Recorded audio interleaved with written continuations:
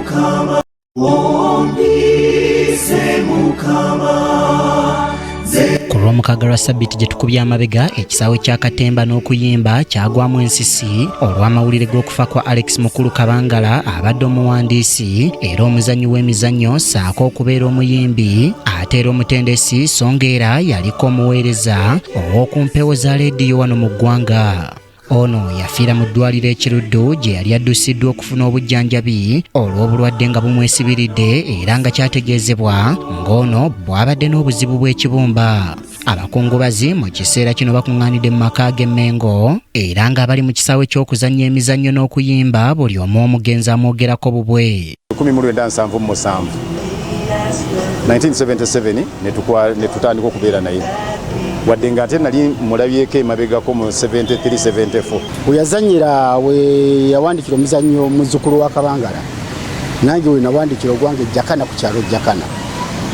Nze simusanzeemu buzibu kubanga kikulu ayagaliza abadde ayagaliza ate abadde muyambi. Kati ono mukulu Alex Mukulu okufa kwe kuleese eddibu ddene nnyo mu ggwanga lyaffe Uganda ne mu nsi yonna okutwalira ewamu kubanga ekitone Katonda kiyamuwa abadde agasseeko kinene nnyo ku ggwanga lye naddala ku bavubuka abato n'abaana wamu n'abakyala. Charles James Senkubuge aludde nnyo n'omugenzi ayogedde ku bukulu bwe nga bwe bubadde ku ludda lwa bannabitone. Yatusanga tukola omuzannyo ndiwulira n'atugamba ffe luli edda nga twekyalira era nga artist ow'ebbeeyi bw'ato bw'ajja muri hasozo mukola ne pate mumanya muri kogonazi naye kati abaana ennaku zino bw'ogendayo tayagala muwa amagezi nti oba omunafuya mu bammemba be. Mu ngeri y'emu ayogedde ku Alex Mukulu ng'abadde omuvumbuzi w'ebitone ng'era akinogaanyiza nti amma ddala abadde mwawufu ku balala. Ng'ali direct ayogera ate abadde scout talent identifier ng'alaba abantu abasobola okukola ebintu era n'abanokolayo nze ye yanokolayo okunyingiza mu broadcasting. Afanagana na artist balala oba bannayuganda balala. Bannayuganda abalala bw'omusanga nga tonyumye n'ombuza ndabika agamba oyitiridde oluvaawo ng'agamba omusajja ayambadde mikyoyo ng'agamba bw'okola drama neggwa nga tocreatinze role model mu production eyo giveeko kikyategeeza nga tewaliwo muntu audience gwegomba kubeeranga mwaba ababadde bazannya therefore tolina impact gyokoze. Wano wasinzidde n'asaba bannabitone okugolokoka ng'agamba nti abakyali abapya mu kisaawe ekyokusanyusa beetaaga okuluŋŋamizibwa kw'abakulu.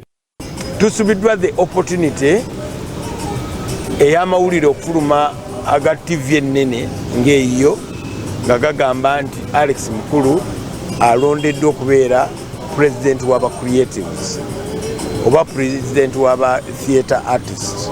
Abantu bandibadde bakozesa this chance ogamba abasajja baffe batandise okupaakinga bagenda tubakozeseeko waki ne bagamba nti bakole kubanga as we talk now buli artist ali wuwe yekka bagala kubeera mu buzinga bwabwe nga bakola ebyabwe byokka. Nakatemba Andrew Benon Kibuuka omu ku bali ku lukiiko olutegeka okuziika alambuludde ku nteekateeka nga bweri ng'olwenkya ategeezezza nti bategeka omubiri gw'omugenzi okugutwalako ku National Theatre bannabitone okumukubako eriiso evvannyuma ate olw'okunaku olwokusatu bamutwale ku kkanisa wajja okuggyibwa atwalibweko mu maka ge ng'ate olw'oluvannyuma aziikibwe ku lunaku olwokuna lwa Ssabbiiti eno. Kubiri tujja kubeera ku National Theatre. Tujja kubeera ku National Theatre okuva ku ssaawa 7 tusuubira bodo okutuuka ku ssaawa 8 tubeereyo okutuuka ku ssaawa 12 ate era tukomewo wano. Then ku lunaku olwokusatu tujja genda mu church Namirembe Cathedral ku ssaawa 8 okusabira Alex. Then we tunavaayo bode lwejja okuleetebwa wano e Mengo mu maka ge era wajja okusula enkeera tugende tuziike muganda waffe mukwano gwaffe kitaffe. Bangi ku baludde n'omugenzi okuli John Rick Sebuliba bamwogeddeko ng'abadde omwawufu mu nkola ye y'emirimu ng'atakkiriza kujjula bitayidde. Omuntu amalirira ekintu bw'aba asazeewo kikola akikola ate alemera ku nsonga ate kuwandiika emizannyo ng'egyo tapapa kubanga ogenda n'owulira abamu nti omwezi gumaleese emizannyo ena atya ne Alex Mukulu bawozanga abuze talabika tajjula kitayidde kyemumanyiko agenda okuleeta ekintu nga kyekyo kyennyini. N'omubaka wa Makindye East Ali Kasirye Nganda mu Lyanyama ategeezezza nti be bamu ku baakulira ku mulembe gwa Alex Mukulu ng'agamba nti baamuyigirako bingi okuli n'ekyokubeera simaati. Abamu kufa abavubuka ku mulembe gwabwe saagala gamba nti neewaana obwa smartness abamu twabulabiranga kwabo yenna amanyi nti kagenda asabe. So okufa ku Alex Mukulu tusaba gavumenti abantu tebawa kyennyanja ebawa eddobo ye mukulembeze munabitone era kino saagala kyogera naye gwe twawuliddeeko nti oba yagenze eggulu oba yagenze wa okusabiriza owulidde nti asula mu woteeri tebannalaba mukulu tebannalaba ono wabula nga ye amanyi nti ebitono omuntu asobola okkiryako asobola okkiweererako abaana. Abantu ab'enjawulo basabye abalala okuyigira ku mugenzi Alex Mukulu.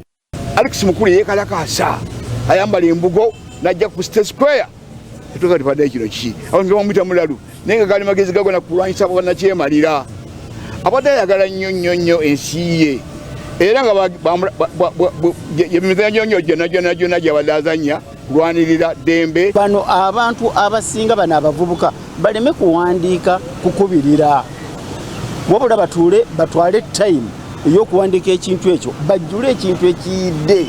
Naye ekibi abato abaliwo bo ati bamuzannya bamwagalamu ssente kati kiba kizibu nnyo okumentaininga ekintu kyemwatandika nga mukitandika munoonya kunyumirwa bunyumirwa. Nti abantu abakoze ebirungi abantu babasimengako, abantu abakoze ebirungi abantu babalabireko ate babayigireko.